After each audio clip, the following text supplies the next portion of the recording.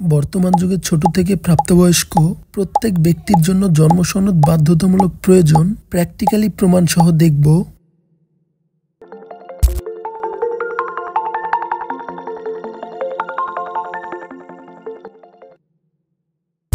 জন্ম সনদ বর্তমান যুগে প্রায় সোনার ডিম পাওয়ার মতো। জন্ম নিবন্ধন কেন সবার জন্য প্রয়োজন? নাম্বার 1, সন্তানের জন্ম নিবন্ধন করতে পিতামাতার জন্ম সনদ বাধ্যতামূলক লাগবে। প্রমাণ সহ দেখানো হলো। এজন্য জন্ম নিবন্ধন আবেদনের ওয়েবসাইটে যেতে হবে। জন্ম নিবন্ধনের জন্য তথ্যগুলো পূরণ করতে হবে।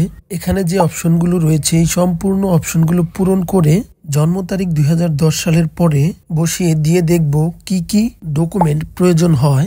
সম্পূর্ণ তথ্য দিয়ে সম্পূর্ণ পেজটি পূরণ করার পর পরবর্তী অপশনে ক্লিক করব। এইখানেই দেখতে পাবো পিতামাতার জন্ম সনদ ছাড়া জন্ম নিবন্ধন আবেদন করা যায় কিনা। ওকে, সম্পূর্ণ ঘরগুলো পূরণ করার পর পরবর্তী অপশনে ক্লিক করব। এই যে আমরা দেখতে পাচ্ছি, অনুগ্রহ করে ঘরটি পূরণ করুন। পিতামাতার জন্ম সনদ ছাড়া জন্ম নিবন্ধন আবেদন করা প্রায় অসম্ভব। নাম্বার 2, যাদের বয়স 2010 সালের পরে তাদের ক্ষেত্রে পিতামাতার জন্ম সনদ বাধ্যতামূলক লাগবে। নাম্বার 3, যাদের বয়স 2010 সালের পূর্বে তাদের ক্ষেত্রে পিতামাতার জন্ম সনদ লাগবে না। নাম্বার 4, সন্তানের এনআইডি কার্ড ভোটার হওয়ার জন্য পিতামাতার জন্ম সনদ বাধ্যতামূলক লাগবে। নাম্বার 5, মৃত্যু সনদ নিবন্ধন করতে জন্ম সনদ বাধ্যতামূলক লাগবে।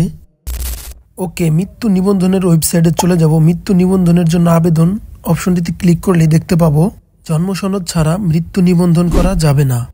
নাম্বার 6, বর্তমানে দলিল, পাসপোর্ট, টিন সার্টিফিকেট ও আরও অনেক কাজে জন্ম সনদ প্রয়োজন হয়।